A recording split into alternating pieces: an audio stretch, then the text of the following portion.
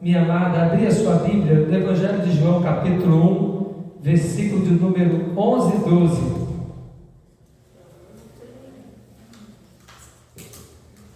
Glória a Deus. Louvamos ao Senhor por esse tempo, né, irmãos? Espero em Deus que o Senhor continue falando conosco, porque Ele está em nosso meio desde que nós chegamos aqui. João capítulo 1, versículos 11 e 12. Vai estar projetado aqui também, né? Bênção demais.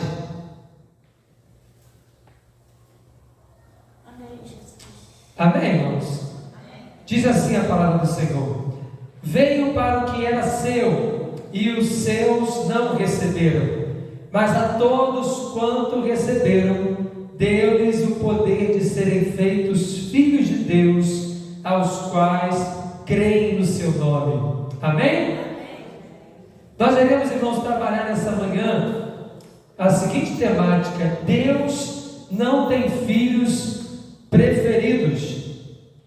Às vezes, irmãos, na caminhada, nós podemos até pensar que Deus tem seus preferidos e que às vezes até esqueceu de nós. Alguns cristãos até falam acerca disso, mas isso não é verdade. Pela palavra, irmãos, o Senhor não tem filhos preferidos.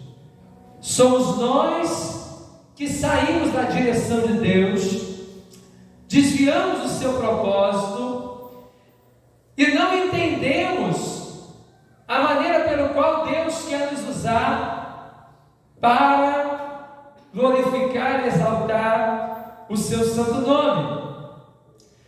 Às vezes não entendemos porque uma pessoa chega depois de nós na caminhada cristã e o seu ministério dispara, o seu ministério desponta. Nós não entendemos isso.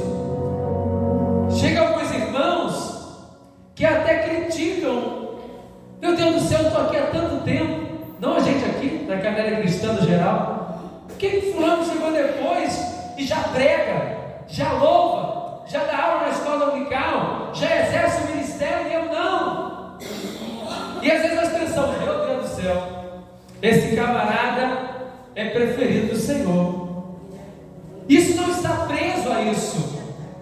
Isso está preso à atitude que nós colocamos diante do Senhor. Porque na realidade Deus não tem filhos preferidos. Deus tem filhos íntimos. Você pode falar isso, seu irmão? Deus não tem filho preferido, mas Deus tem filhos íntimos. Semelhante, irmãos, a nós que somos pais. Minha mãe falava, quando a gente era criança, 3 homens lá em casa, né? São 3 filhos, mesma criação, cada um de um jeito, cada um diferente. Mas tem alguns filhos que a mãe não precisa nem falar, que o filho já sabe o que a mãe está sentindo, já sabe o que está pensando. Antigamente, então, era melhor ainda, só de olhar, a gente sabia o que estava acontecendo, sabia que tinha feito uma coisa errada, sabia que tinha que sair da sala, não é verdade? Só de olhar. Isso, irmãos, só consegue perceber, só no olhar, o que está acontecendo, quem tem intimidade. Só consegue perceber quem tem realmente um profundo relacionamento. E é exatamente isso que o Senhor está saltando para nós hoje como igreja. Ele não tem preferidos, mas Ele tem aqueles que são íntimos, que só realmente no olhar do Mestre, numa palavra do Mestre, tem a sensibilidade de entender e obedecer o que o Mestre está falando. Eu quero profetizar, irmão, sobre a sua vida e sobre a minha vida nesta manhã. Eu quero realmente entender que nós precisamos caminhar numa intimidade com o Senhor. Você pode falar isso, irmão, você precisa ser íntimo de Deus. Porque, irmãos, a Bíblia está repleta de informações para nós. O Evangelho vai dizer que Satanás, ele atenta a Jesus na palavra, porque ele é conhecedor da palavra. Então, ter intimidade com Deus, entender o propósito de Deus, não é simplesmente você conhecer a palavra. você estar no culto, não é simplesmente você ter uma vida devocional, mas é você realmente ampliar, estreitar, aprofundar o seu relacionamento. Eu leio a palavra, mas eu aprofundo o meu relacionamento com o Senhor através da oração. O meu relacionamento, a minha intimidade, e essa intimidade acompanhada de obediência vai fazer com que eu cresça na presença de Deus e exerça um ministério relevante no meu tempo e na minha geração. Mas isso, irmãos, é acompanhado de leitura bíblica, entrega ao Senhor, oração e obediência. Não tem como eu só orar e não obedecer. Não tem como eu só ler e não orar. É um conjunto, irmãos, de fatores que faz com que eu venha a ser um filho íntimo de Deus. É aquela pessoa, irmãos, como Isabel, que ao ver Maria chegando na sua casa, o menino no ventre, João Batista, estremece dentro dela e testifica que estava na presença de Jesus, ainda no ventre, irmãos. 3 meses de diferença. É essa intimidade que o Senhor quer para a nossa igreja. É essa intimidade que o Senhor quer para a minha geração. Você pode tomar posse disso nessa manhã, em nome de Jesus.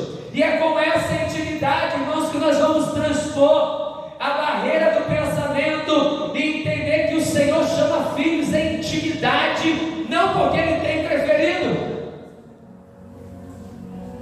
não porque é melhor, mas porque decidiram orar, buscar a palavra e obedecer os decretos do céu. É fácil isso, pastor? Não é fácil. Mas o Senhor colocou o Espírito Santo no meio de nós e dentro de nós para nos ajudar.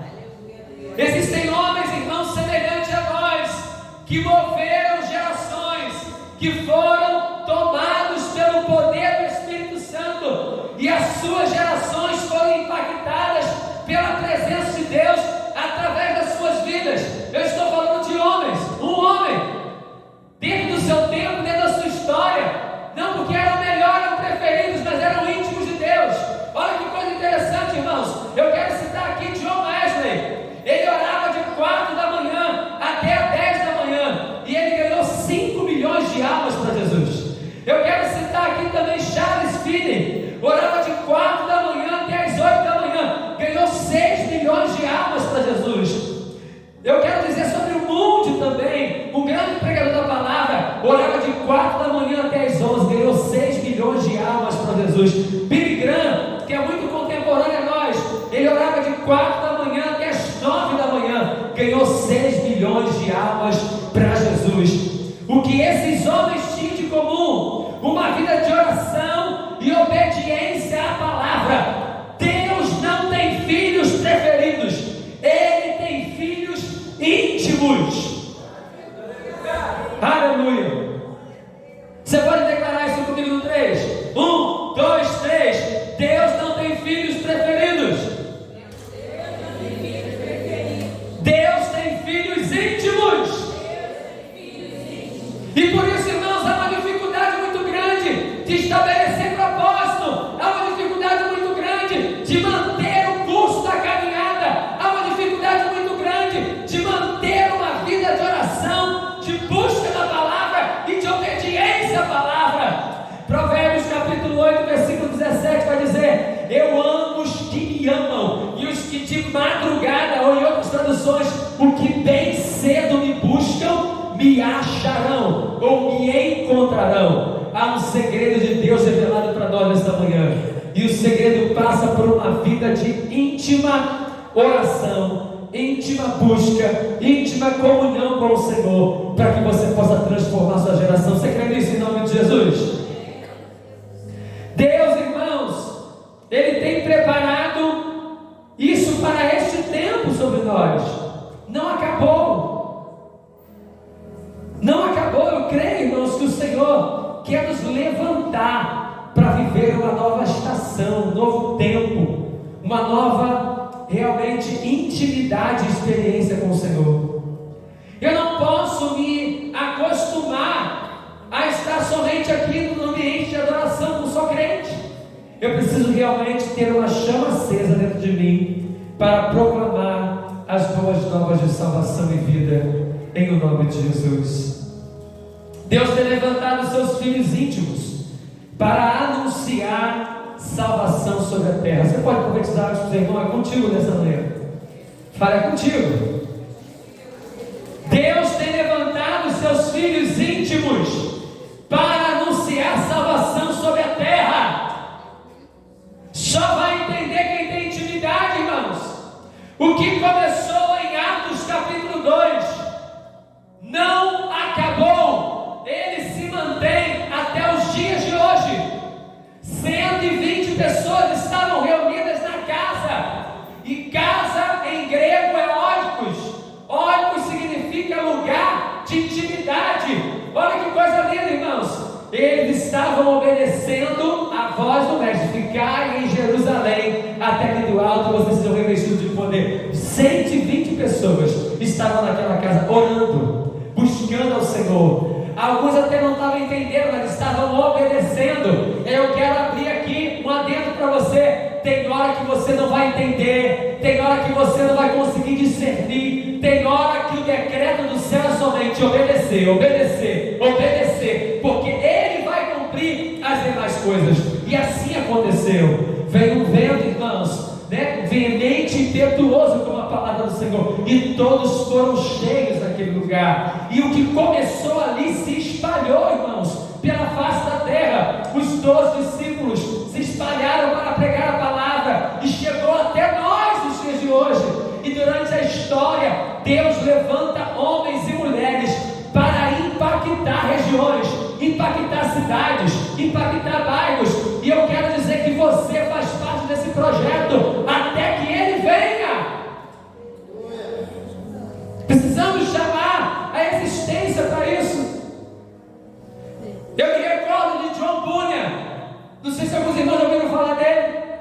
John Bunyan, irmãos, era um simples funileiro. Sabe o que é funileiro? É um camarada que consertava tudo quanto é tipo de objeto de metal em casa. Lamparina, panela. Um camarada pobre, profissão funileira. A sua mãe, a única herança que a mãe deixou para John Bunyan foi 2 livros. Com muita dificuldade ensinou seus filhos a ler e escrever.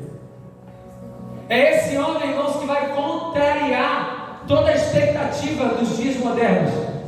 Como que esse homem simples, que muito mal sabia ler e escrever, se tornou um dos grandes avivalistas do seu tempo. Ele, debaixo de uma visão, ele escreveu na cadeia o livro cristão mais lido depois da Bíblia, que é O Peregrino. Alguém já ouviu falar? É o livro mais lido depois da Bíblia. Como que esse homem, que aos olhos humanos não tinha nada, não tinha classe social, não tinha dinheiro, não era de família nobre, era funileiro, uma das piores profissões que existiam na época, mas ralé, ganhava nada, muito mal dava para sustentar a família, com dificuldade. Como que Deus vai levantar esse homem? E é esse Deus que nós servimos, poderoso, levantou esse homem, o improvável para a sua geração. E eu vou aumentar aqui a dose, irmãos. Esse camarada viveu 1/3 da sua vida preso, por pregar a palavra, 12 anos na cadeia, por pregar a palavra, afastado da sua esposa, dos seus filhos, e fizeram em alguma ocasião uma proposta para John Bunyan na cadeia: eu te libero agora, se você parar de pregar o Evangelho. Olha a resposta dele, irmãos.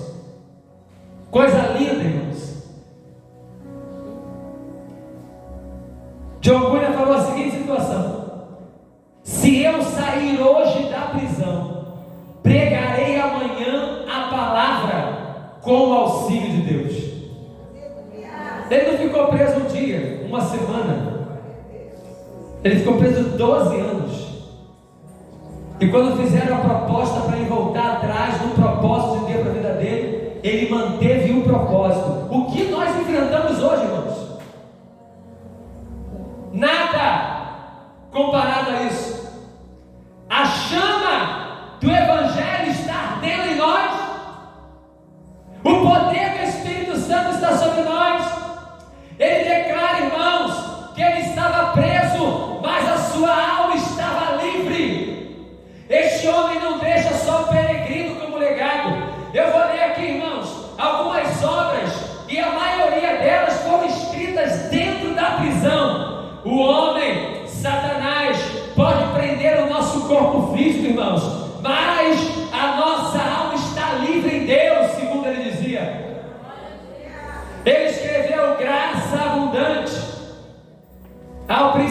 pecadores, chamado ao ministério, o peregrino que eu já citei, a peregrina, a conduta do crente, a glória do templo, o pecador de Jerusalém é salvo, as guerras da famosa cidade de almas humanas, a vida e a morte de um homem mau, o sermão do monte, a figueira infrutífera, discursos sobre oração, o viajante celestial, gemidos de uma alma no inferno, a justificação é imputada e outros livros que ele vai escrever dentro da cadeia. Meu irmão, não há limites para o agir de Deus sobre a tua vida e sobre a tua história. Você pode falar para o seu irmão: não há limites para o agir de Deus sobre a tua vida e sobre a tua história. E ao estudar sobre a história de John Bunyan, o pessoal falou assim: como que pode um homem simples como esse ser um impacto para a sociedade do seu tempo? Como pode? Ele vai dizer o seguinte: o segredo do sucesso ministerial de John Bunyan era uma vida de íntima comunhão com o Senhor, uma vida de oração, uma vida de leitura da palavra, uma vida de entrega à presença do Senhor. Você tem um propósito estabelecido para a tua vida? Você já sabe qual o propósito que Deus colocou em teu coração? Eu não sei quanto tempo você está na caminhada, eu não sei se você é novo convertido, se você está aqui há 30 anos, há 20 anos, mas eu te pergunto nesta noite, na direção do Espírito, nessa manhã, melhor dizendo, você já tem o propósito do céu estabelecido para a tua vida? Você sabe para aquilo que Deus te chamou? Você tem clareza de que o que Deus colocou na tua mão para fazer? Você tem ciência do que Ele te chamou para fazer enquanto você estiver sobre a terra? E eu te pergunto ainda mais: você está cumprindo diligentemente o que Ele colocou nas tuas mãos para fazer? Porque nós estamos aqui, irmãos, com um propósito. Você foi levantado na terra com um propósito. Você toma posse disso em nome de Jesus. A tua mente, Satanás, as circunstâncias querem nos tirar do propósito, mas o Espírito Santo nos chamou à mesa nesta manhã para dizer que Ele quer te fazer um filho íntimo dEle. E assim como Ele levantou John Bunyan no seu tempo, Ele quer levantar a tua vida para que você possa ser um canal de salvação de vidas nesta geração. Amém? Fala para o teu irmão assim: é contigo que Ele está falando. Aleluia. Eu quero citar também o Charles Finney, chamado de apóstolo do avivamento. Charles Finney é um advogado americano, irmãos. Ele começou a ler a Bíblia, porque nos artigos de direito tinha citações da Bíblia. Olha como é que o Espírito Santo levanta, irmãos. É a multiforma do agir de Deus. Eu não posso me prender, porque Ele é livre. Meu amado, lendo os artigos de direito que citam a Bíblia, Charles Finney começou a ser movido em seu coração para buscar a presença de Deus. E ele foi a algumas reuniões de oração e viu que naquele tempo, hein, 1792, a igreja falava muito de fé, falava muito de convicção da palavra, mas não tinha prática e convicção da palavra. E ele começou a pedir ao Senhor que pudesse acender a sua alma com fé e mover do Espírito Santo. De determinado momento eles estavam no culto, irmãos, e o poder de Deus foi tão forte naquele culto, que no dia seguinte, os trabalhadores de uma fábrica de tecido, ao irem para trabalhar, estavam comentando acerca do culto. E aquela fábrica era movida à força da água. E a história vai dizer que quando eles começaram a ligar as máquinas e a trabalhar nas suas máquinas, Charles Finney chega na fábrica. E a história vai dizer que quando ele chega na fábrica, a presença de Deus chega junto com ele. E as pessoas são tomadas. A história vai dizer que uma das jovens, não cita o nome, que estava trabalhando na máquina, não consegue ficar de pé. Ela cai no chão chorando e pedindo assim: eu quero a salvação em Jesus. E aquele ato daquela jovem, e ele não pregou nada, não falou nada, só chegou. Mas a presença de Deus chegou junto com ele. Que só aquela ação inflamou toda a fábrica. O que era um dia de trabalho comum virou um local de culto e adoração a Deus. As pessoas choravam, as pessoas gemiam, dizendo: eu não quero ir para o inferno, eu quero Jesus. O dono da fábrica mandou fechar as comportas, desligar as máquinas, e aquela manhã não teve expediente. O povo foi tomado pela glória de Deus naquele lugar. Deus impactou, irmãos, Nova York através da vida desse homem. 100.000 pessoas se converteram num período de menos de 2 anos através da pregação da palavra deste homem. Eu não estou aqui, irmãos, enaltecendo o homem. Eu não estou dizendo aqui, irmãos, que o homem tem poder. Eu estou dizendo que aqueles que se colocaram como filhos íntimos e impactaram a sua geração porque sabiam o que eles foram chamados para fazer. E Deus, irmão, nesses dias tem inquietado a minha alma, porque eu preciso ter direcionamento do que Ele me chamou para fazer. Se Jesus não voltar, eu não quero me aposentar como pastor, estar com o meu salário de aposentadoria garantido e falar assim: estou tranquilo, glória a Deus. Não, eu quero ter firmeza do propósito que Deus me chamou para fazer. E eu quero, como seu pastor nesta manhã, instigar você a viver isso. Ah, mas eu estou na minha melhor idade, já fiz tudo. Ele ainda tem propósito para a tua vida.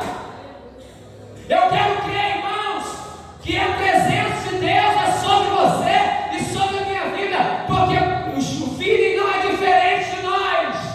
Ele era um homem, somos nós.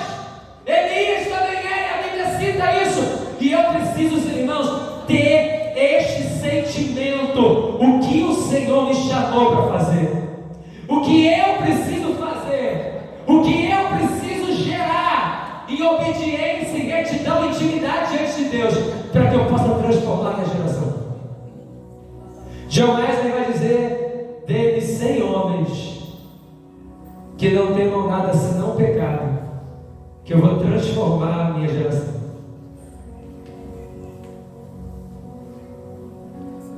O que nós precisamos, irmãos, ter para ver a minha geração sendo transformada? Quero também dizer sobre Jonathan Edwards, o grande despertador. Há 2 séculos que o mundo fala do famoso sermão Pecadores na mão de um Deus irado, e dos ouvintes que se agarravam aos bancos pensando que iam cair no fogo do inferno. O Edvardo teve a sua primeira experiência com o Espírito Santo aos 7 anos de idade. Tinha uma vida de completa entrega ao Senhor, vida de oração. Ele chegava a estudar a palavra durante 13 horas por dia. Muitos diziam que quando Edvardo pregava, seu rosto brilhava. E uma das suas pregações, ele foi vencido pelo choro da multidão, gritando por salvação, querendo a vida em Jesus e arrependendo dos seus pecados. Durante 1 hora, ele ficou parado no púlpito sem poder expressar uma palavra, porque o clamor do povo impedia de falar. Tamanho é o poder de Deus, irmãos, manifestado quando aqueles homens, e em específico Edvardo, subia para pregar a palavra do Senhor. Alguém assim se referiu ao pregador Jonathan Edwards: sua constante solene comunhão com Deus em secreto fazia com que seu rosto brilhasse perante o próximo, e a sua aparência, e o seu semblante, e as palavras, e todo o seu comportamento era acompanhados do poder de Deus e da graça do Senhor. Nós precisamos viver um novo tempo, um tempo de intimidade com o Senhor. Amém. O que falta em nós para viver esse outro tempo? Vivemos hoje uma geração que está na igreja, mas não está em Deus. Vivemos uma geração que é motivada a adorar através do louvor. Vivemos uma geração, irmãos, que é instigada a celebrar quando se tem um cantor, em que os ambientes lotam. Com todo respeito e carinho, gosto muito dele. Se Cláudio Duarte estivesse aqui 6 horas da manhã, não teria espaço para essa igreja. 6 horas da manhã. Porque o que vai chamar a atenção é a propaganda, é o marketing. E nós precisamos retomar a essência do poder e da presença de Deus sobre nós. Vivemos uma realidade hoje, irmãos, que nenhum braço da história viveu. Eu tenho uma geração que está dentro da igreja, mas está longe da intimidade do Pai. Nessa época as pessoas não estavam na igreja, mas estavam longe de Deus e foram alcançadas. Hoje estamos dentro do ambiente e estamos longe da presença dEle. Eu tenho saudade, irmãos, da minha adolescência, em que eu ansiava estar no culto pela manhã, e se eu chegasse um pouquinho depois, eu nem sentava, que embaixo na galeria estava muito cheio. E que em meio à adoração o Espírito Santo falava, que em meio aos hinos congregacionais não existia ministério de louvor, não existia ministro. Não estou dizendo que seja bom ou importante, não é bênção, mas as pessoas estavam o quê? Motivadas a orar, motivadas a buscar a Deus. Não existia, irmãos, nenhuma dificuldade nisso. Eu me lembro que às vezes tínhamos vigília de sábado para domingo, e a escola dominical não era cancelada, porque as pessoas tinham fome e sede de Deus. Eu me lembro, irmãos, em que a nossa alegria era estar nos atos do Senhor, cumprindo o propósito de Deus. Eu me lembro de uma igreja que tinha fé, de que as pessoas iam até as últimas consequências, mas não desistia de clamar, de interceder, de convidar para salvar a sua família e os vizinhos. É essa geração que o Senhor quer despertar. É essa geração que o Senhor quer sacudir neste tempo, para que possamos impactar pelo poder da palavra. Queremos declarar que a nossa esperança e dependência não está no poder público, não está nas ações que o homem pode fazer, não está naquilo que o homem até propõe e depois esquece. A nossa esperança tem que estar no Senhor. A minha esperança precisa estar no Senhor.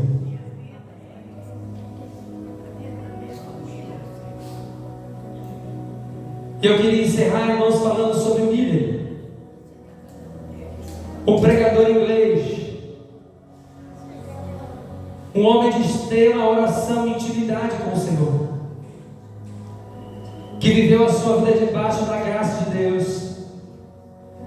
Tudo que fazia era regado pela oração, e por isso o seu ministério foi um sucesso. Determinada feita, dizem que os pães do orfanato que ele cuidava, com 250 crianças, acabava. E a base da alimentação daquele povo, naquela época, era o pão. O pão não era o café da manhã nosso, era tudo que tinha. Uma noite muito fria, não tinha pão, não tinha nada na despensa. O que fazer? E Charles Finney falou, Miller falou, vou orar ao Senhor, e Deus irá responder. Que intimidade! Ele foi orar ao Senhor no seu escritório, e diz a história que ele não orava, irmãos, para passar o tempo, ele orava até o Senhor responder. E bateram na porta. Foram umas 6 horas da noite, já estava escuro, frio. E bateu uma vez, bateu outra vez. Ele não foi atender, o seu escritório está perto da porta de entrada. E um dos ajudantes foi lá e abriu a porta, era o cocheiro da rainha. E dizia: eu vim aqui. Por que você veio aqui? Eu estou com a carroça aqui cheia de pães. O ajudante dormia e ficou assustado. Meu Deus, cheio de pão. Está orando com pão? Ele falou assim: a fornada de pão passou um pouquinho do ponto. Não queimou não, só ficou mais moreninho. Eu gosto de moreninho. Então a rainha pediu para que pudesse jogar fora. Não vou jogar fora. Eu senti o toque no meu coração de abençoar os orfanatos. Vocês estão querendo pão? Manda! Pode entrar! Isso chegou no ouvido da rainha, a rainha veio. Naquele mesmo dia, ficou assustado com o que estava acontecendo, atendendo a necessidade, e pediram para chamar. Ele falou: avisa a rainha que eu estou conversando com o rei. Pede para ela esperar um pouco. Gente, que coisa linda, hein? Que autoridade. Pediu a rainha para esperar. É o Deus que gera provisão e providência, irmãos. Esse é um dos milagres que ele vivenciou. Quais os milagres que eu estou vivenciando nesses dias? A minha oração nessa ceia é que o Senhor possa estar sacudindo o meu coração e o teu coração, para que possamos viver experiências tão profundas como esses homens viveram. E eu encerro essa mensagem dizendo: há um caminho que o Senhor preparou para nós. Alguém pode estar com uma interrogação na mente: mas Senhor, eu oro, eu leio a Bíblia, eu dizimo, eu faço tudo. O que está faltando? Obedecer. Se eu tivesse, irmãos, obedecido ao Senhor de primeira, eu teria encurtado o caminho que eu fiz até aqui. Às vezes andamos no deserto 40 anos, porque fazemos quase tudo, e quando chega na hora de obedecer, eu não faço. Deus falou comigo desde a minha infância que eu tinha um chamado pastoral, e eu não quis, e eu lutei, e eu falava que não, e eu dizia que não, e o Senhor foi me dando corda. Isso mesmo, vai para o exército, passa de cabo, passa de sargento temporário, mas de estabilizado não vai passar não. Faz história, faz. E a corda se puxa, irmãos, porque quando nós entregamos a nossa vida na mão do Senhor, não é brincadeira. O texto vai dizer: entrega o teu caminho, o Senhor confia nele. Mas ele fala: não é brincando não, é para entregar tudo. E deixa eu falar comigo: você diz que entrega tudo. Quando eu quero que você obedeça o que eu estou mandando você fazer, você não quer, você puxa. Então vai dar para o deserto. Tem pessoas na caminhada, irmãos, que vão trilhar a vida inteira esse dilema, porque fazem quase tudo, mas não obedecem. Isso é viver por fé. É Ele que te segura. Enquanto eu pensava que o exército seria o meu sustento, enquanto eu pensava que a escola onde eu trabalho seria o meu sustento, e que até a própria igreja seria o meu sustento, Deus falou: vai caminhar nada. Mas quando você começa a obedecer e entender que é o Senhor que vai te sustentar, é o Senhor que vai cuidar de ti, é o Senhor que vai contigo, você obedece. Esses grandes homens, irmãos, impactaram a sua geração, porque eles viveram a marca da obediência. Eita, povo teimoso! Porque tinha firmeza de propósito. Tinha firmeza de propósito. Eu não sei, irmão, se a minha geração experimenta um mês na cadeia e pede para sair, não pega nunca mais.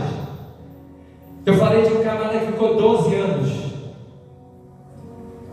O grande desafio da igreja hoje não é ser instrumento do poder de Deus para salvar quem está fora, mas muitas das vezes salvar quem está dentro. Realinhar a rota, restabelecer os princípios, voltar ao caminho da santidade e virar a chave para sermos filhos íntimos do Senhor, levantados para um propósito na nossa geração. Você também pode ser um desses filhos íntimos que marcaram a sua geração e impactaram o ambiente no qual Deus te chamou e te levantou para um propósito.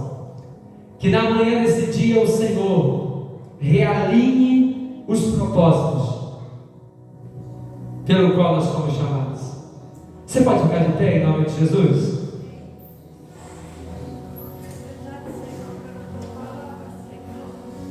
Nós queremos orar ao Senhor nesta hora. Eu queria pedir para você nesta manhã, nós temos um tempo. Se você nesta manhã é tocado por essa palavra e você fala: Senhor, quem dera se eu pudesse ganhar 6 milhões de almas para Jesus, irmãos.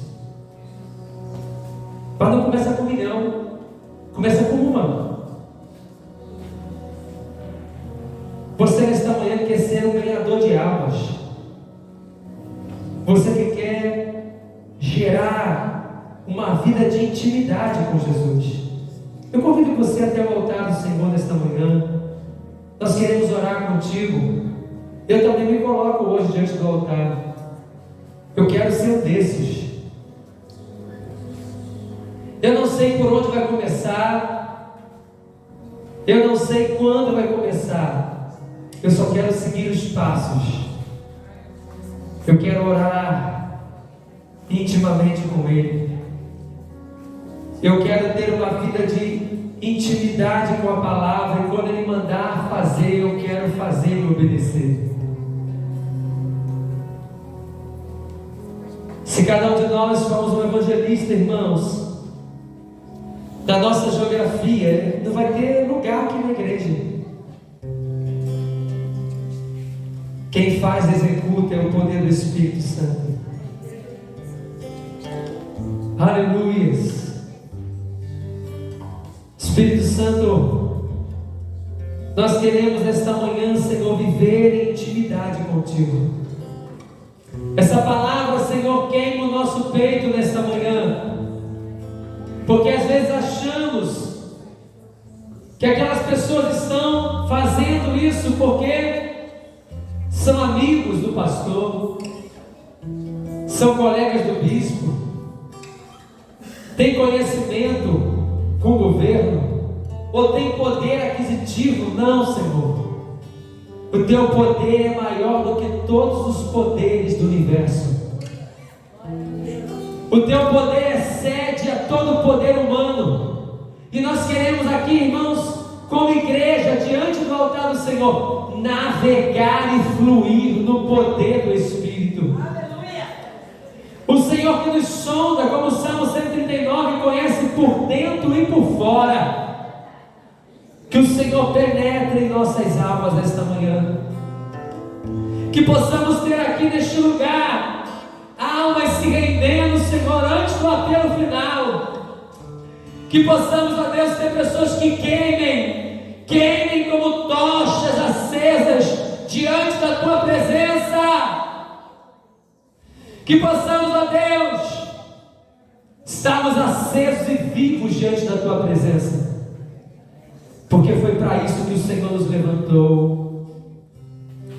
Não nos permita, Senhor, estarmos desalinhados ao Teu propósito. Revela a cada um dos Teus filhos, aqueles que estão diante do Teu altar, para qual propósito o Senhor nos levantou. Não foi à toa os livramentos de morte.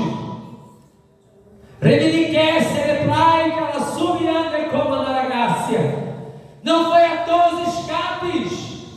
Não foi à toa as guerras que foram vencidas e que nós pensamos que não iríamos vencer.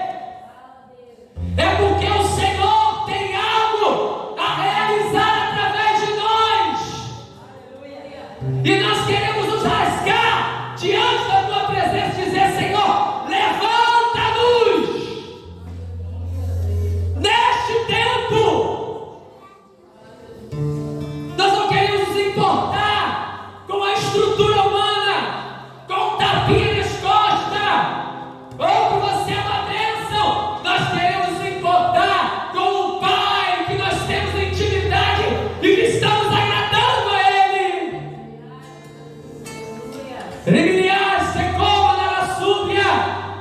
Aquece as nossas almas, Senhor.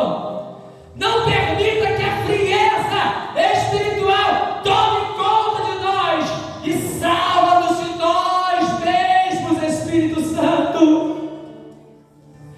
Que possamos ter a ousadia, Senhor, de Jobúlia, que mesmo na prisão, mesmo no cárcere, como Paulo, não negou a fé e manteve o propósito. O Teu Espírito Santo é vivo, o Teu Espírito Santo é livre e Tu nos usa da maneira que Tu queres. Queremos queimar na Tua presença, Senhor. Que ao tocar nas pessoas, elas sejam ministradas pelo Teu Espírito. Que possamos, ó Deus, temer a Ti e que possamos, ó Deus, ver a nossa alma sendo encaminhada para o céu e não para o inferno. Quantos lugares estão abertos proclamando o Teu nome, Senhor, mas não creem mais que existe nem céu nem inferno. Quantas palavras são geradas no Teu altar, mas que não tem retidão na palavra, que não tem vida, que não tem intimidade contigo. Não queima o coração. Nós não queremos caminhar no superficial, nós queremos caminhar na profundidade, Espírito Santo. Tu és o Senhor desta casa, Tu és o pastor de Nova Cidade. Levanta-nos, Espírito Santo, levanta-nos, Espírito Santo, levanta-nos, Espírito Santo. Que possamos clamar, que possamos chorar, que possamos gemer na Tua presença, como a Tua palavra diz: chorem os ministros, chorem os profetas. Levanta-nos, levanta-nos, levanta-nos, Espírito Santo. Que possamos sentir a dor daqueles que estão sem Cristo. Que possamos sentir a dor daqueles que não entregaram a vida para Ti e que estão caminhando para o inferno. Senhor, nos tira da zona de conforto. Nos tira, Senhor amado, da nossa tranquilidade. Dando-nos satisfeito em saber que a nossa cara está bem. Eu não estou nem aí para o que está acontecendo lá fora, não. É no Teu altar que nós estamos gerando isso, Senhor. É no Teu altar que estamos gerando isso. Nos dê saúde física, mental, espiritual. Que até a última respirada possamos, ó Deus, queimar na Tua presença e cumprir o Teu propósito, Senhor, porque Tu nos resgatou para um propósito. Dai-nos filhos, Senhor, dai-nos filhos, dai-nos filhos, Senhor, dai-nos filhos, como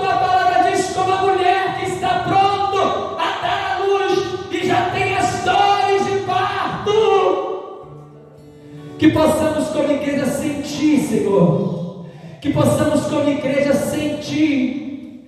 Queremos, ó Deus, assentar à mesa e sermos marcados nesta manhã por este sentimento. O que eu preciso fazer? Alinhado ao teu propósito, para viver tudo que o Senhor tem preparado, até o dia que Ele me chamará. É diante do teu altar que nós entregamos e te pedimos, Senhor, ajuda-nos a viver tudo que o Senhor tem preparado, em o nome de Jesus. Glória a Deus, amados, que o Espírito Santo tenha falado ao coração de cada um de vocês através da ministração da sua palavra, que você possa nos ajudar a continuar proclamando as boas novas de salvação através do YouTube. Se você não se inscreveu no canal, se inscreva lá, ative as notificações e compartilhe esse vídeo, que a mão do Senhor nos leve a lugares altos e que possamos juntos proclamar que Jesus Cristo vive e que Ele reina em nossos corações e em nossas vidas. Que Deus te abençoe. Graça e paz.